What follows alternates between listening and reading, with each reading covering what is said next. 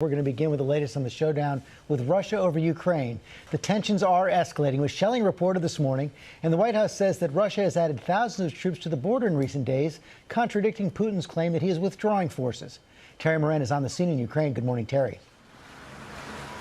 Good morning, George. In many ways, Russia is keeping up the pressure, keeping up the threat here. For example, that long simmering conflict in eastern Ukraine between Ukraine and those Russian-backed, Russian-armed separatists is heating up, and it's a real flashpoint.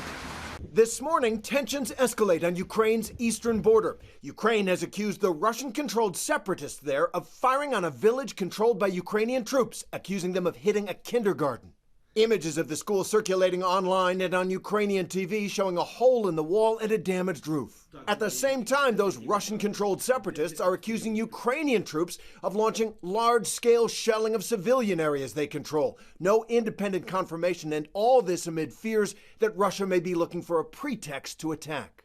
And Russia has announced an investigation into claims of alleged mass graves of civilians in those Russian-controlled regions of eastern Ukraine, the victims supposedly killed by Ukrainian forces. The claims are unproven. Mr. Putin, if he decides to invade Ukraine, will need to fabricate an excuse, to manufacture a reason to go in so that he can convince his own people and try to convince the rest of the world that his motives are legitimate. Overnight, the White House claims as many as 7,000 additional Russian troops have arrived near the Ukrainian border in recent days. We've also seen continued problematic, troubling buildup of troops at the border and surrounding Ukraine. Nevertheless, Russia continues to claim that it is moving some troops away from the border, even releasing videos which they say show their forces packing up and leaving.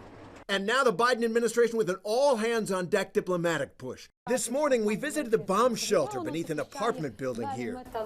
Blast door, yep. And while Oksana Hadil, a mom of two who manages many buildings for the city, showed us around, the reality of the threat hit her. Could you imagine that this might actually be used in war, this shelter? No, she says. I could never have imagined that there could be a war.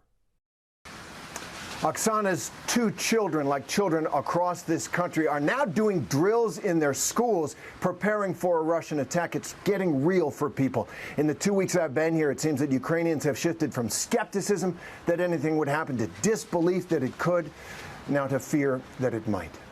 George? Yeah, that is a real change. Okay, Terry, thanks very much. Hi, everyone. George Stephanopoulos here. Thanks for checking out the ABC News YouTube channel. If you'd like to get more videos, show highlights, and watch live event coverage, click on the right over here to subscribe to our channel. And don't forget to download the ABC News app for breaking news alerts. Thanks for watching.